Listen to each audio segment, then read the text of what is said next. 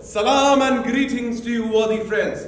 Welcome to the fabled city of Agrabah, the city of flying carpets, soaring heroes, famous love ballads, and more glitz and glamour than any other fictional city in the world.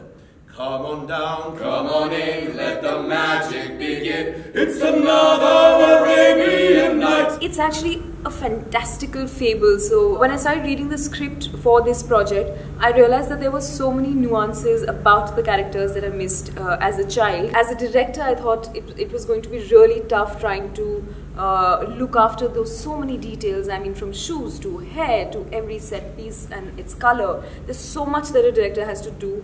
But I realized very early on that the good thing would be to get the right people to do the job. I think the biggest challenge for me was to get the right cast and crew together, and from then on it has been a smooth sailing ship, really.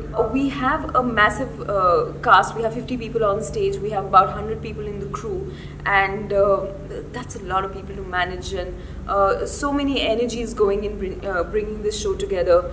It had to be a massive show. There was no other way of doing it because of the kind of music, the visuals that the script provided, whether it's the magic carpet, whether it's the city of Agrabah. It all had to be brought to life for the audience, or we wouldn't be doing justice to it. Aladdin's this guy who kind of makes you believe that you can have everything you want if you just have the will.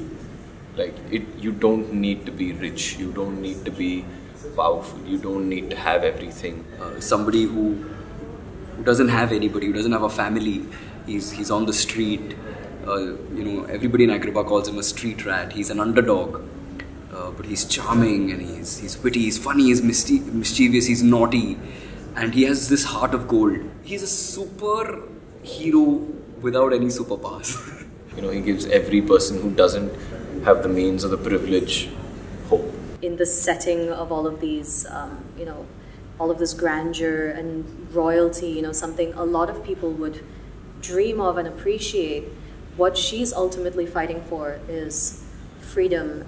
She is someone who is very outspoken. She definitely is someone she's constantly thinking. She doesn't just accept information given to her. She questions, and she forms her own judgments, and she's very vocal. Her journey is about fighting for what she believes in, challenging the norms and the expectations set on her, and really discovering what it means to be your own woman. I'm the genie, and that's what I always wanted to be. If I'd be given a chance to play Aladdin, I would have said no. I want to play the genie.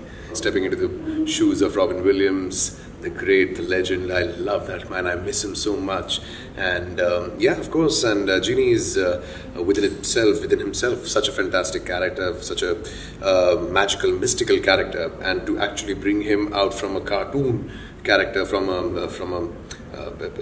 an animated character to a living human being on stage was the big challenge. And Aladdin is one of those characters, such a righteous character, that he actually uses two wishes for himself and saves one for the genie, and that's what makes him the hero of my story. I'm actually a big fan of the music of this show because it has so much flavor from Arabian Nights, which is slightly mystical.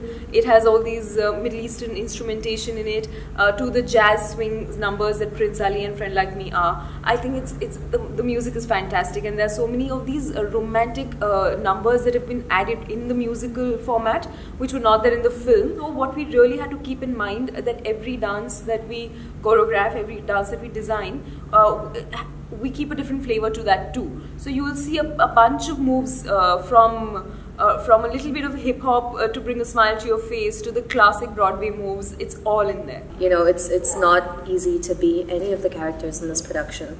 So from day one, we've been in everything from acrobatics lessons to aerial work to vocal coaching, and obviously our acting workshops. There's a certain level of stunts that we have to do in this show because Aladdin's nimble, he's light on his feet, he's quick, and he can run away from any situation, he's street smart. So we're jumping, running, while singing, while dancing. Many optical illusions we are trying to use as much of the Disney's technology as they can incorporate in this particular play. It's such a treat as an artist because there are very few opportunities like this where you really get to challenge yourself and put yourself out of your comfort zone. It feels firstly surreal. It's unbelievable. It's literally a dream come true. Like, I dreamt of this moment and I never thought that this could actually happen. So many things complicate our lives over and over again nowadays. I think something as simple and as identifiable as these is what really connects us to the audience. For me and probably a particular generation, it's something to do with bringing back the child in them.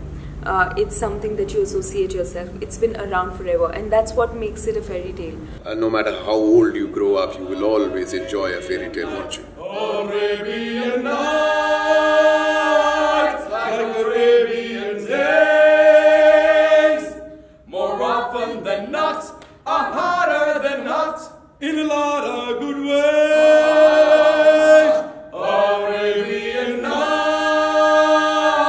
like Arabian moons, a fool off his guard can fall and fall hard out there on the dunes.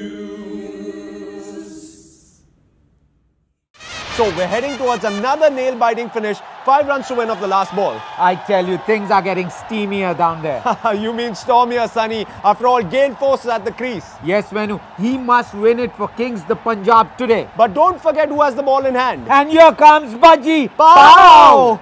And Gale hits the ball in the air. It's a six! It's a six!